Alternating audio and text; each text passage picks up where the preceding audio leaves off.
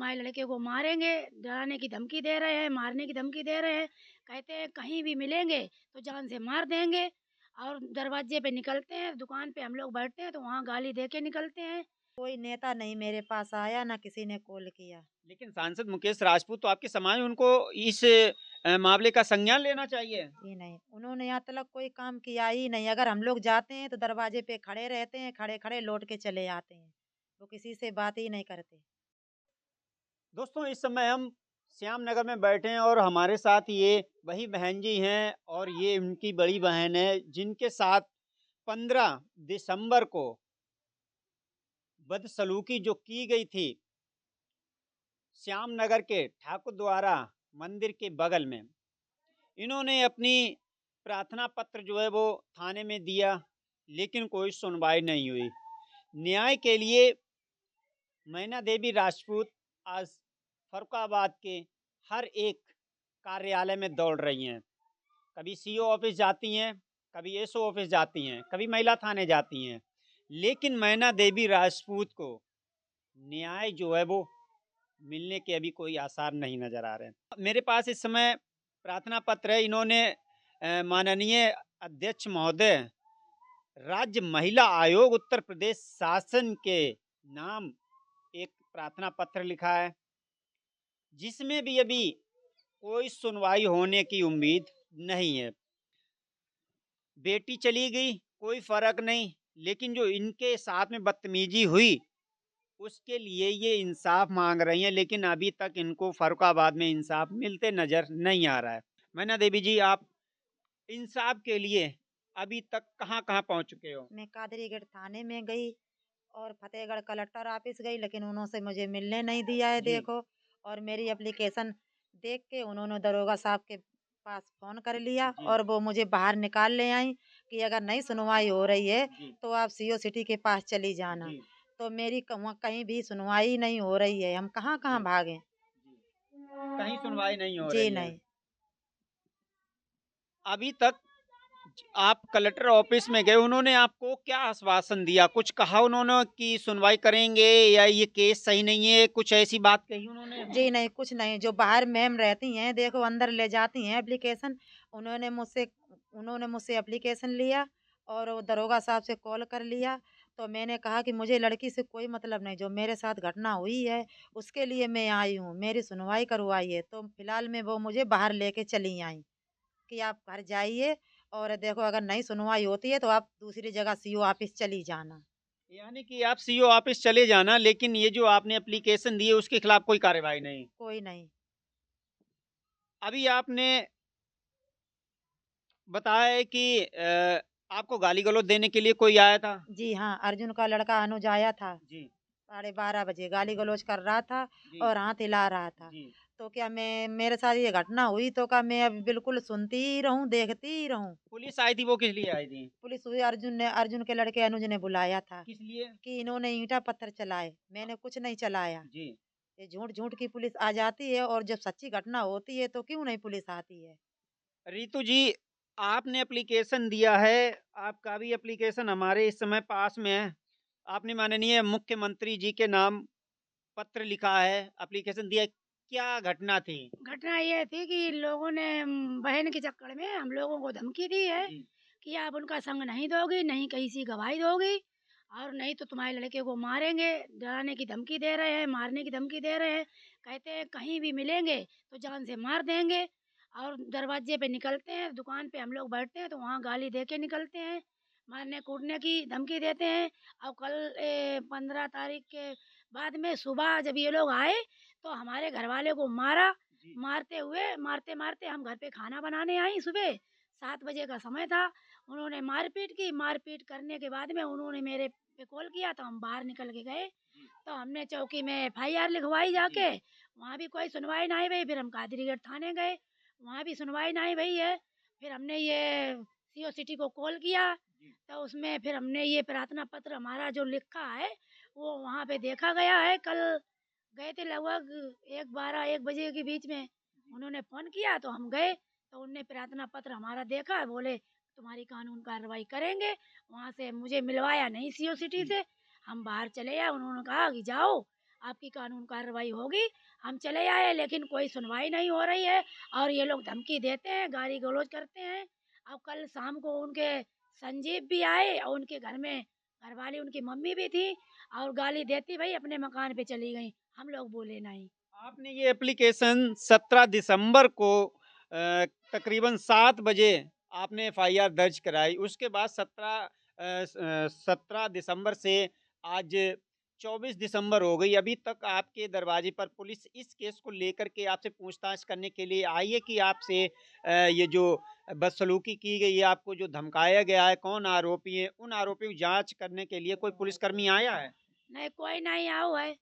और उसके बाद भैया जब हमने जानकारी करी है तो वे बोल रहे कि का नाम गए हैं, आए रहे हैं, जा रहे हैं, लेकिन हमारी सुनवाई कुछ नहीं हो रही है।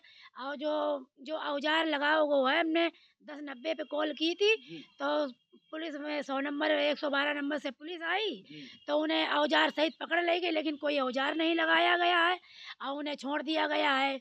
यानी कि जमानत जमानत के साथ में छोड़ दिया गया है। यानी कि जो पुलिस आई थी, जिन लोगों को पकड़ के ले गई, तो उनके पास में हथियार थे? हाँ, हथियार थे। चाकू था बड़ा-सा।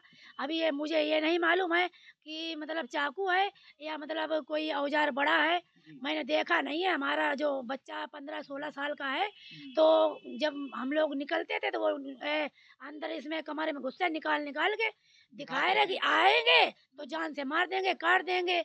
लेकिन जब हमने 100 नंबर कॉल की है तो पुलिस वाले आए, उनके साथ वो बरामद किया है। हमारे लड़के ने बोला है कि ये आपने किया, इसमें गुस्से हो, तो उसने निकाल के पुलिस वालों को दिया।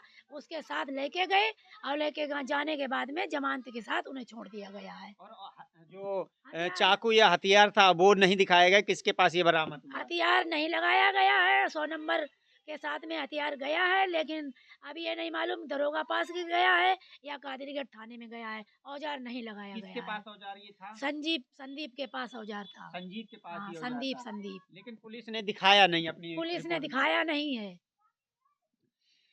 देखिए 15 तारीख को यानी कि 15 दिसंबर को जो घटना मैना देवी के साथ में हुई थी, मैना देवी की बेटी को दूसरे लोग घर से लेकर के चले गए थे, जिसकी रिपोर्ट इन्होंने लिखाने के लिए कादरी गेट जा रही थी थाने में, लेकिन रास्ते में इनके साथ जो बदसलूकी की गई, उसके बाद इनकी बहन है जो रितु जी, इनके साथ भी वही हरकत, वही दबंगई, वही गुंडागर्दी, इनको भी धमकाया जा रहा है। लेकिन पुलिस ने यानी कि थाना कादरी गेट चौकी इंचार्ज आईटीआई ने अभी तक इस पर कोई भी कार्रवाई नहीं की है। दोनों प्रार्थी इस समय मजबूर है, परेशान है, घबराई हुई हैं और इनको इस बात का डर है कि कोई आएगा, इनके बच्चों को मारपीट करेगा या अगवा भी कर सकता है। हम यहाँ तक ही कह सकते हैं क्योंकि दबंग दबंग होते हैं, उनकी कार्य करने की क्षमता क्या है, कुछ नहीं बता सकते। मैना जी, मैं आपसे एक बात पूछना चाहता हूँ, सांसद मुकेश राजपूत आपके समाज के हैं। क्या ये जो घटना आपके साथ हुई है और वीडियो वायरल हुआ है, आपकी फ़ोटोज़ वायरल हुई हैं, उसके बाद सांसद मुकेश राजपूत आपसे मिलने आए या उनकी तरफ से कोई इस घटना को जानने के लिए कोई आपके पास आया है? जी नहीं, मेरे पास कोई नहीं आया।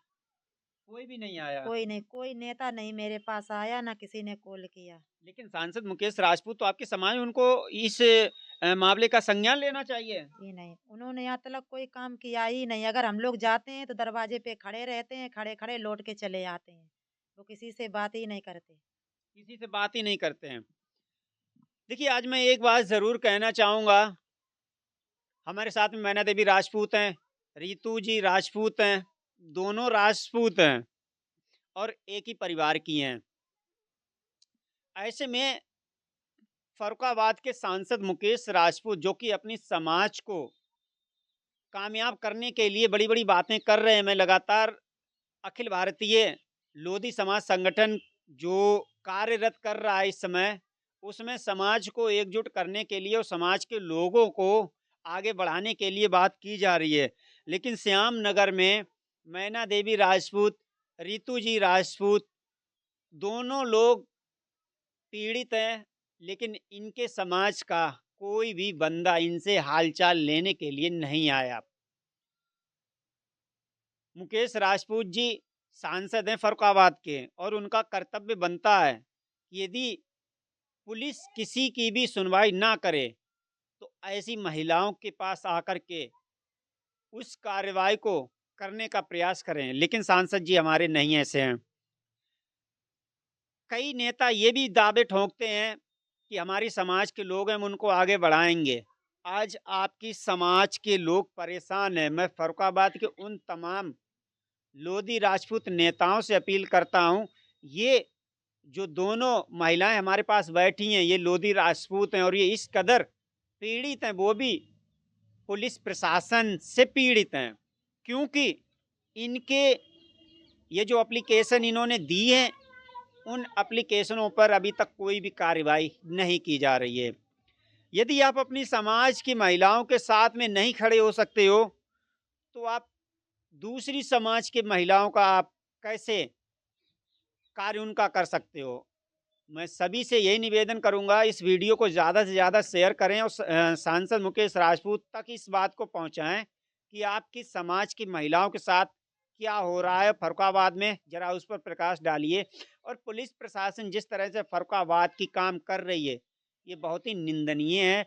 यदि एक महिला अपने ऊपर जो इनके साथ बदतमीजी की गई, उसके खिलाफ कार्रवाई करने के लिए थाने नहीं जाएंगी तो कहाँ जाएंगी, और उस पर पुलिस प्रशासन कोई भी कार्रवाई नहीं कर रहा है।